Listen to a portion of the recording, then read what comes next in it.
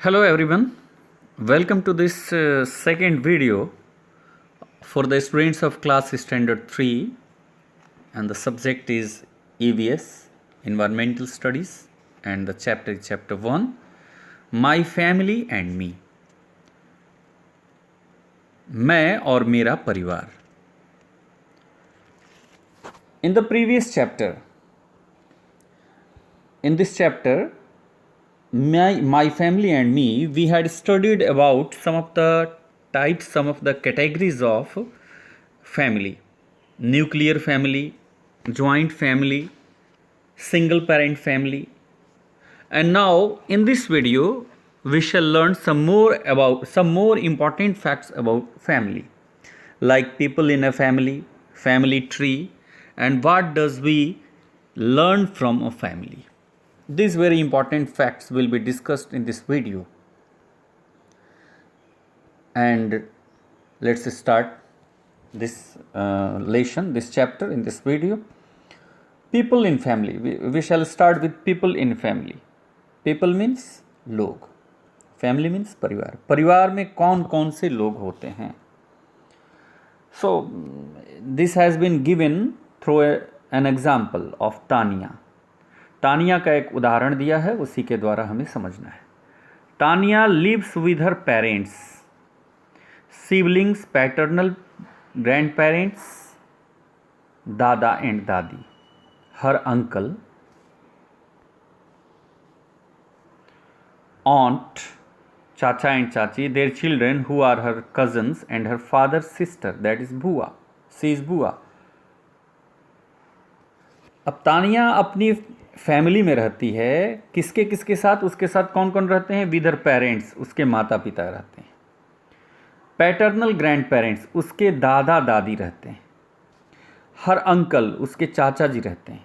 And हर ऑन्ट, उसकी चाची जी भी रहती हैं. देयर चिल्ड्रेन, उनके बच्चे रहते हैं. हु आर हर कजन्स, जो कि तानिया के कजन्स हैं. कजन्स मतलब पहले हमने बताया चचेरे भाई बहन, ममेरे भाई बहन, फुफेरे भाई बहन, यहाँ पे चचेरे भाई बहन है. And her father sister, that is बुआ, उनके पिताजी की बहन भी उनके साथ रहती है, जिसको हम लोग बुआ बोलते हैं हिंदी में. तो can you tell which kind of family Tania's is living with? किस परिवार के साथ, किस प्रकार के परिवार के साथ तानिया रह रही है? तो Tania has been living in a joint family. Tania एक ज्वाइंट फैमिली में रह रही है. ज्वाइंट फैमिली मतलब संयुक्त परिवार. हमने पिछले वीडियो में बताया था आपको ज्वाइंट फैमिली के बारे में.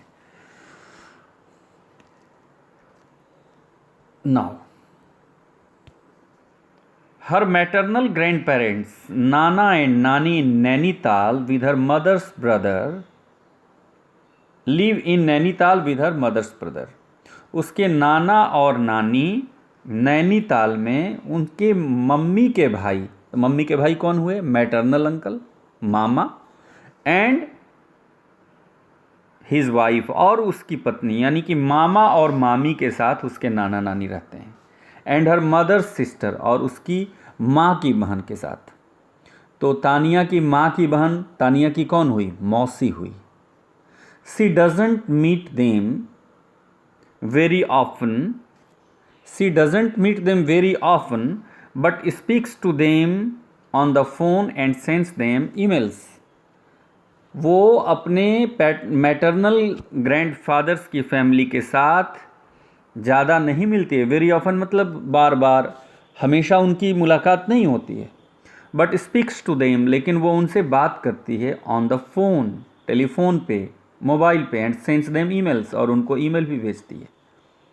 अब तो कम्युनिकेशन के बहुत सारे साधन हो गए हैं. ईमेल, व्हाट्सएप, इंस्टाग्राम, इससे भी लोग अपने रिलेटिव्स के साथ बात करते हैं. तो यहाँ पे हमने ये सीखा कि तानिया अपने ग्रैंड पेरेंट्स के साथ रहती है जॉइंट फैमिली में, और तानिया के मैटरनल ग्रैंड फादर्स भी नैनीताल में रहते हैं, वो भी एक जॉइंट फैमिली है. Now move on to our next slide for the day. Saina wants to know. अब साइना जानना चाहती है. क्या जानना चाहती है Saina? Name two relatives who don't live with you. आप दो ऐसे रिलेटिव्स का नाम बताइए जो आपके साथ नहीं रहते हैं। तो मैटरनल अंकल आपके साथ नहीं रहते हैं, एक एग्जाम्पल तो मैटरनल अंकल हो गया। एक हो गया मदर सिस्टर, मम्मी की बहन, and mother sisters husband, mother की माँ की बहन के हस्बैंड भी तुम्हारे साथ नहीं रहते हो, तुम्हारे मौसा हो गए। मौसा मौसी जनरली किसी फैमिली में साथ में नहीं रहते हैं। Number 2, right 2 ways in which you keep in touch with them. दो ऐसे तरीके बताइए जिसके द्वारा आप अपने उन फैमिली मेम्बर्स के साथ कीप इन टच, संपर्क में रहते हैं। तो कैसे आप संपर्क में रहते हैं? On the phone. The first way to keep them in touch, to keep in touch with them is on phone. The second is on WhatsApp. Third is on Skype. ये सारे मोबाइल के ऐप्स हैं जिसके द्वारा हम अपने relatives के साथ टच में रहते हैं। तो एक आप टेलीफोन कर सकते हैं, दूसरा मोबाइल भी कर सकते हैं, थर्ड आप ईमेल के माध्यम से भी जुड़े हो सकते हैं, और भी बहुत सारे मोड्स हैं जिसके द्वारा हम अपने रिलेटिव्स के साथ टच में होते हैं। Next slide, family tree. Family tree का क्या मतलब होता है? वंश वृक्ष। फैमिली ट्री मीन्स वंश वृक्ष। हमने पिछले चैप्टर में आपको बताया था फैमिली ट्री के बारे में। अब इस पिछले चैप्टर में, पिछले वीडियो में हमने फैमिली ट्री के बारे में इंट्रोड्यूस किया था, आपको परिचय दिया था छोटा सा। अब इस वीडियो में हम फैमिली ट्री के बारे में विस्तार से जानेंगे। This is family tree. अभी अगले स्लाइड में आपको फैमिली ट्री दिखाई जाएगी, वंश वृक्ष। It shows the relationship between different members of a this is Tania's family tree and it shows the relationship between different members of her paternal family। ये तानिया का फैमिली ट्री है, ये तानिया के परिवार का वंश वृक्ष है, और यह तानिया की फैमिली के जितने मेंबर्स हैं उनके बीच के आपस का जो रिलेशनशिप है वो दिखा रहा है। रिलेशनशिप मतलब संबंध। एक फैमिली ट्री में जितने भी मेंबर होते हैं वो एक दूसरे से रिलेटेड होते हैं, संबंधित होते हैं। हर का एक दूसरे के साथ संबंध होता है एक फैमिली ट्री में।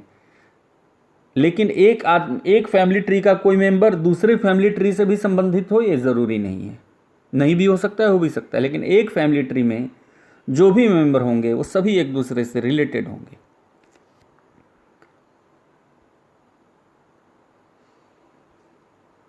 A family tree always starts with the grandparents। एक फैमिली ट्री हमेशा ग्रैंड पेरेंट्स से यानी दादा दादी से या नाना नानी से स्टार्ट होता है।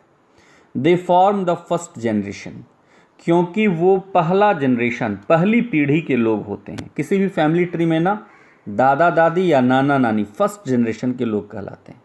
तो first generation starts from the grandfather and grandmothers।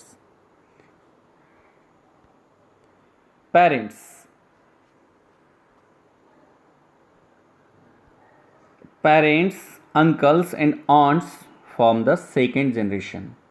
माता पिता, चाचा चाची, ये सभी सेकेंड जनरेशन के कहलाते हैं। Grandfathers, grandmothers, grandparents first generation, parents, uncle and aunts second generation, and children form the third generation. और जो बच्चे होते हैं वो थर्ड जनरेशन के कहलाते हैं।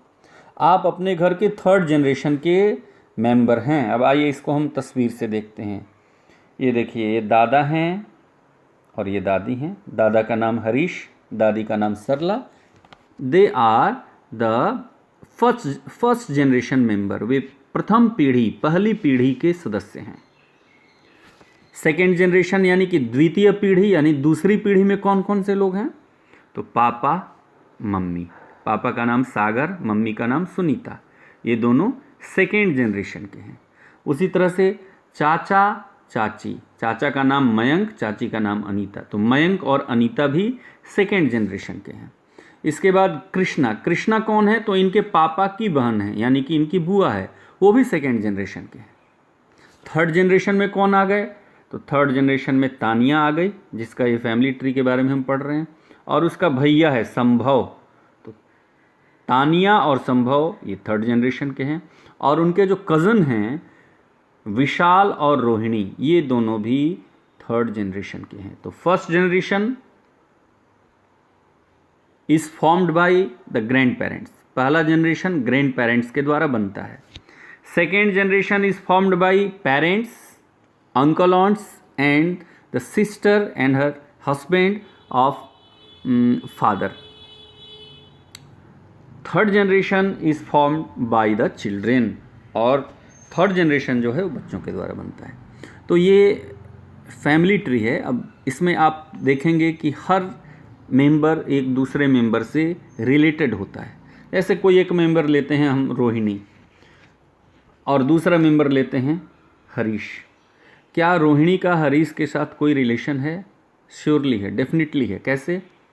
रोहिणी के मम्मी पापा मयंक और अनीता, और उनके मम्मी पापा हो गए हरीश और सरला।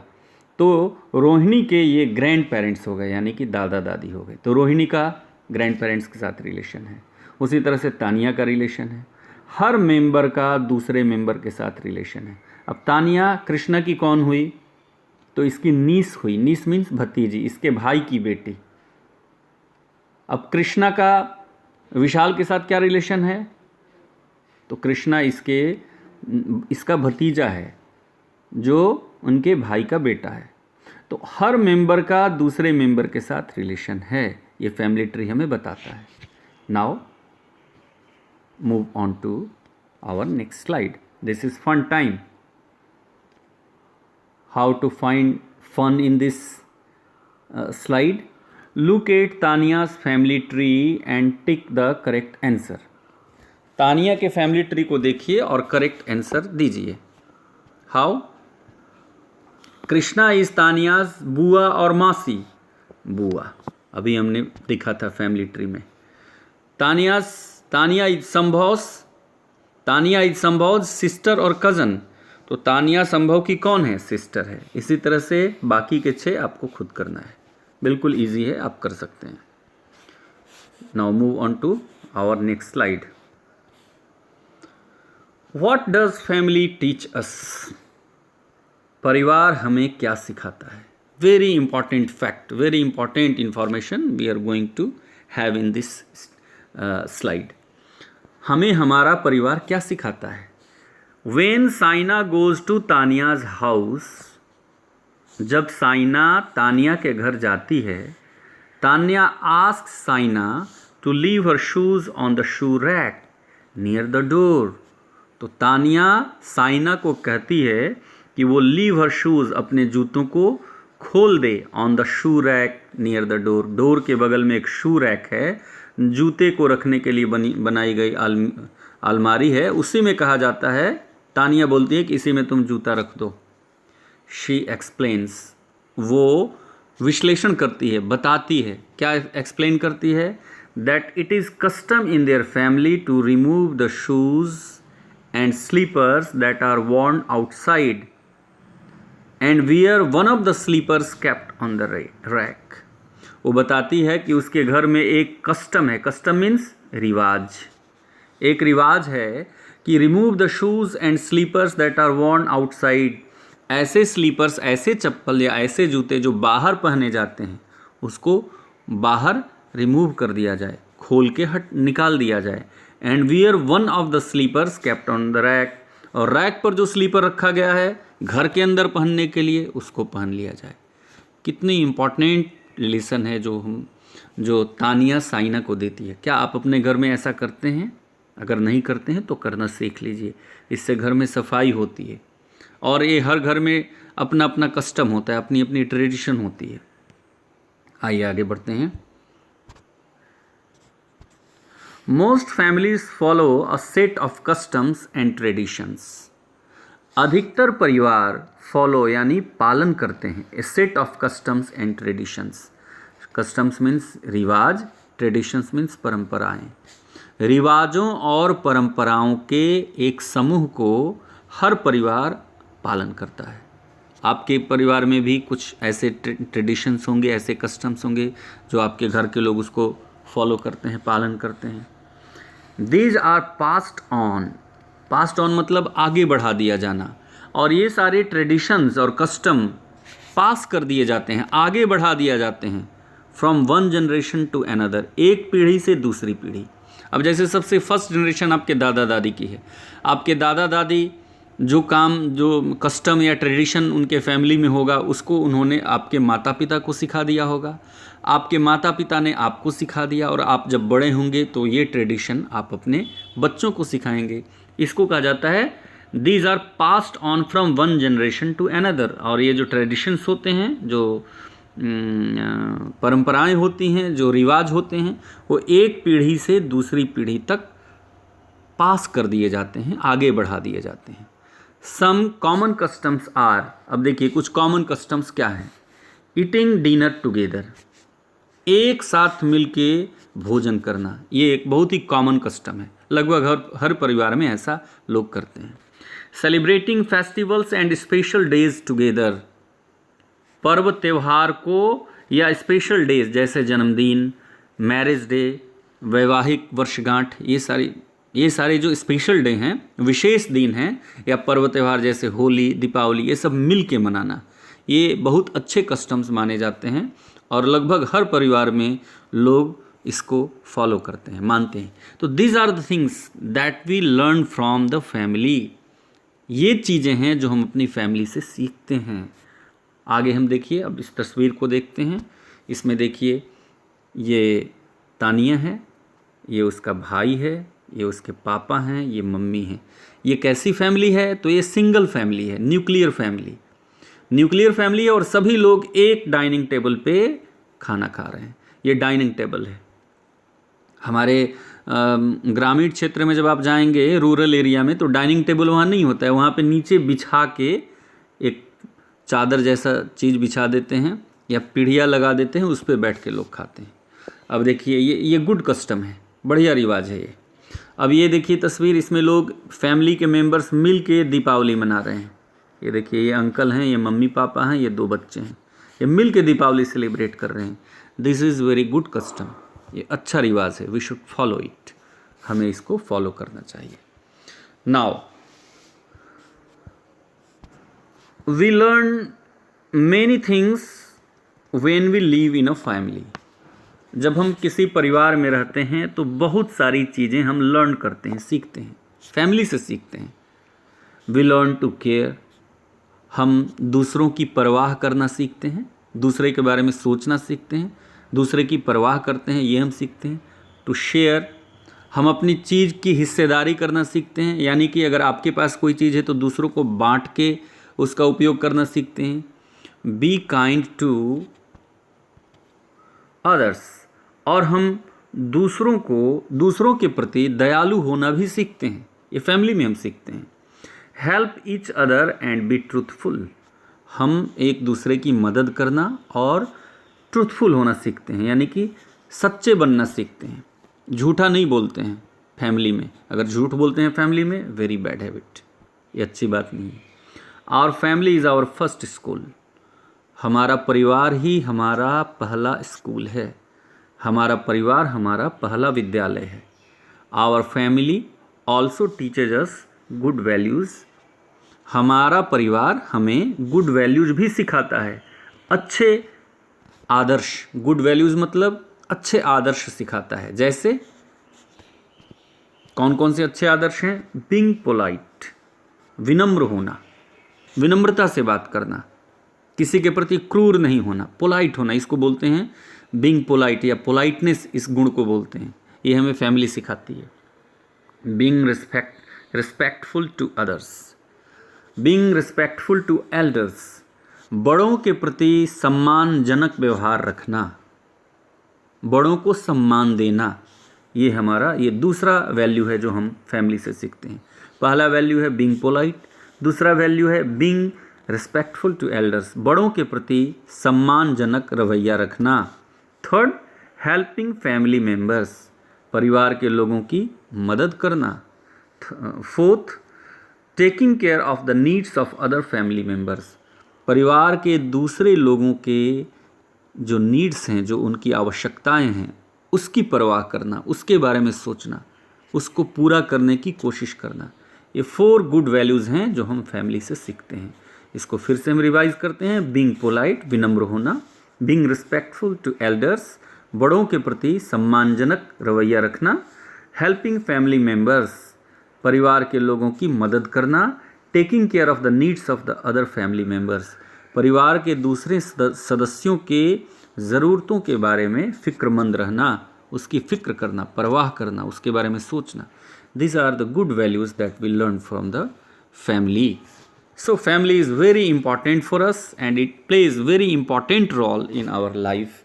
It is our first school, and this is what we had to study in this video, and we will have one more video to complete this lesson, and in that video we shall learn about new relatives, meeting family members, and whom do I look like. And in another video we shall discuss the exercises and the main points once again. So keep revising this video, keep watching this video, and writing the main points, and learning all the facts which have been given in this video. We shall very shortly come with a new video with the remaining part of this chapter. Have a nice day. Bye bye.